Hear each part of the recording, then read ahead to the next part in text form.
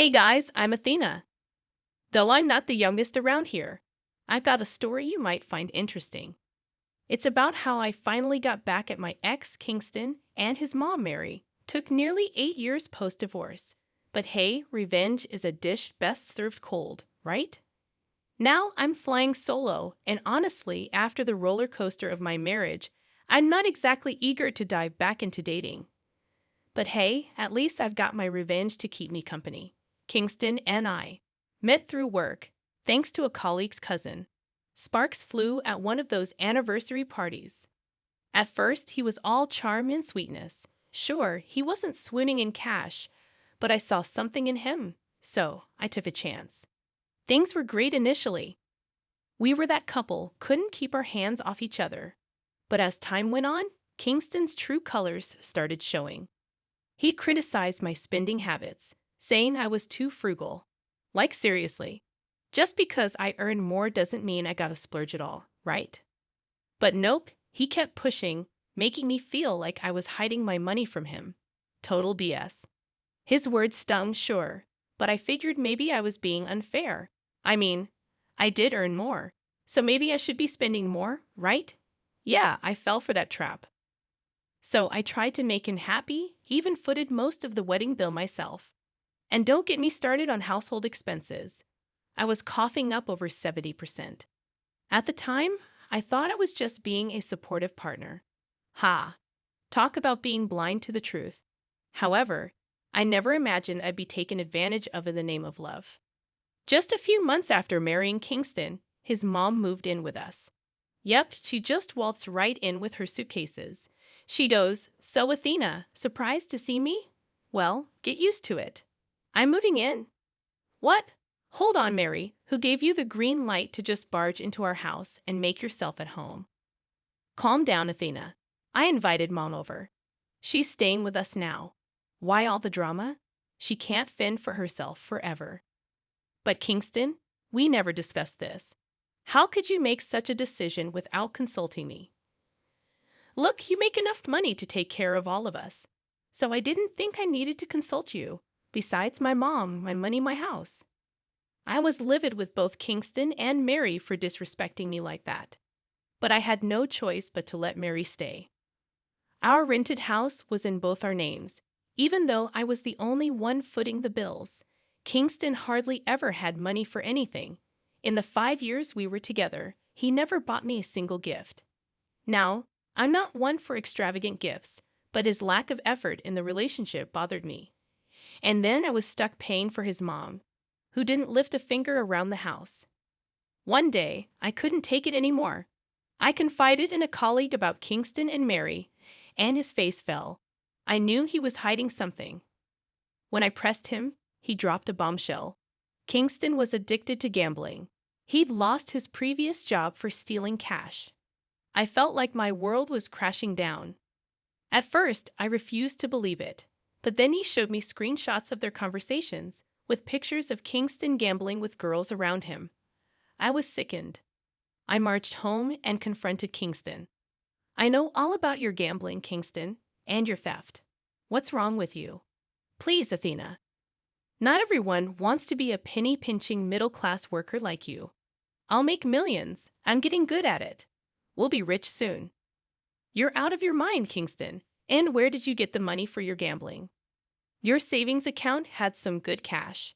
Came in handy for my games." I froze. One betrayal wasn't enough. He'd secretly been dipping into my savings. I was devastated, screaming at him for touching what was mine. I'd worked tirelessly for years to build up those savings, only to watch them disappear due to Kingston's gambling addiction. As our argument escalated, Mary intervened, predictably siding with her son. "My son is smart, Athena. He'll hit it big with gambling. You're picking fights for no reason. Your money is his money, and he can spend it however he likes." "Absolutely not. That money was earned through hard work and sacrifice. I've been shouldering the household expenses practically solo, unaware that Kingston had lost his job and resorted to stealing from me to fund his addiction. Don't insult my son like that. He's doing you a favor. You're incapable of success on your own. Only Kingston can make something of his life. You're useless. Useless. You have some nerve calling me useless when you've been using my money. Neither you nor your son have lifted a finger to help me.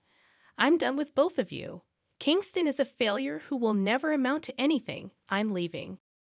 That was the moment I knew I had to divorce Kingston. Despite my love for him, the betrayal was too much to bear. I couldn't stay with a man who thought nothing of squandering my hard-earned money on gambling. I'd grown weary of our marriage long before. Kingston had shown no signs of improvement, so I made the decision to file for divorce. But getting an amicable divorce was a nightmare. My ex pulled out all the stops, begging me to stay before resorting to blackmail, threatening to take half my assets and demand alimony. His mother joined in, harassing me to reconcile. It took months of legal wrangling, with my lawyer finally convincing him to relinquish his claims to alimony and his share of the assets. I even threatened to press charges for bank theft due to his unauthorized withdrawals, which ultimately forced him to sign the divorce papers. At the end of it all, I still lost a significant amount of money due to Kingston's gambling. But even then, Kingston and Mary had one final insult to throw my way. You haven't won, Athena. You're just a worthless witch. Sure, you might be earning a lot now, but mark my words, one day I'll be richer than you. You'll come begging to me for money. We won't forget this insult, Athena. You abandoned my son and me when we needed you. One day you'll pay for it.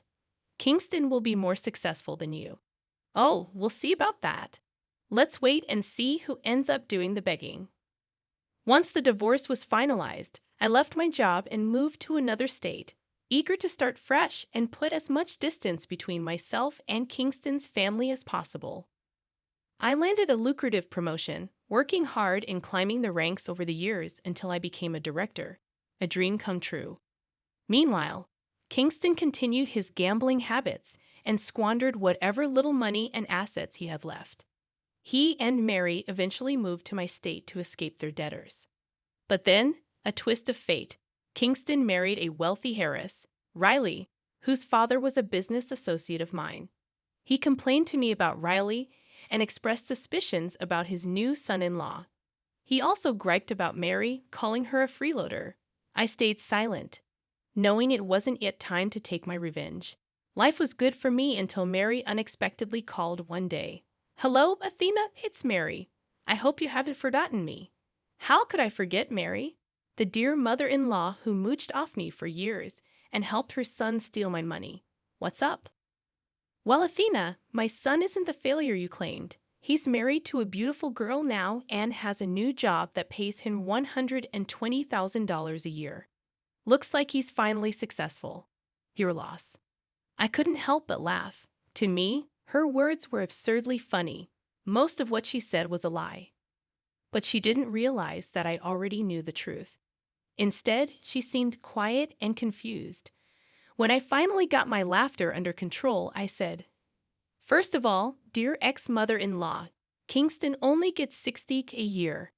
There's no reason to lie to people, you know. And yes, I already have all the information about him. What do you mean? Are you accusing me of lying to you? And who told you that he earned $60K? Well, no one had to, Mary. Do you want to know how I found out? My assistant was the one who interviewed him yesterday. That's impossible. There's no way you're related to the company. It's a big enterprise, and you're just a worthless woman. Here's some news for you, Mary.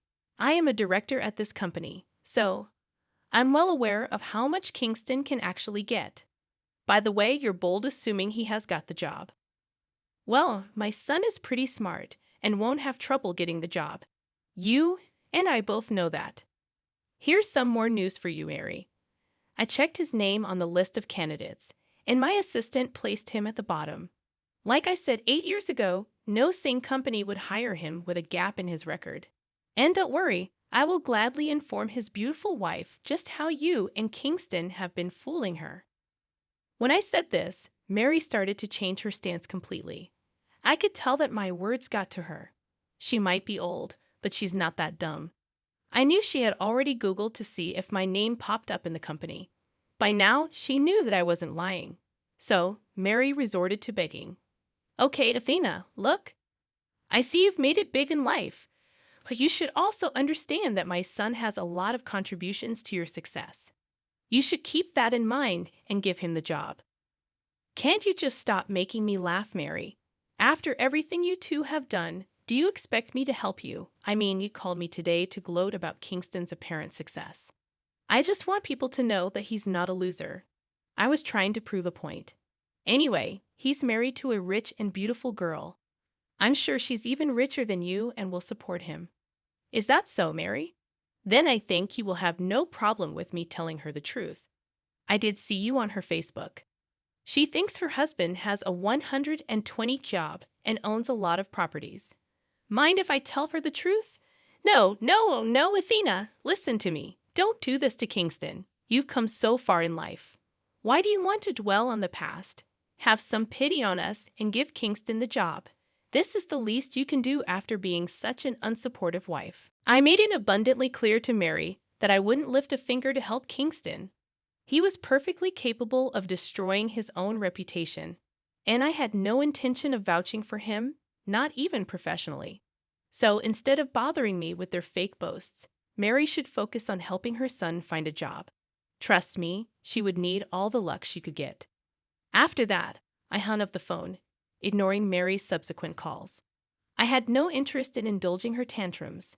Instead, I swiftly got to work, instructing my assistant to send rejection letters to all the unsuccessful candidates, including Kingston. I wanted him to experience his humiliation firsthand. True to form, Kingston called me within an hour of receiving the rejection letter. I picked up, eager for a front row seat to his humiliation. He sounded desperate, nothing like the arrogant jerk I'd divorced. What do you want, Kingston?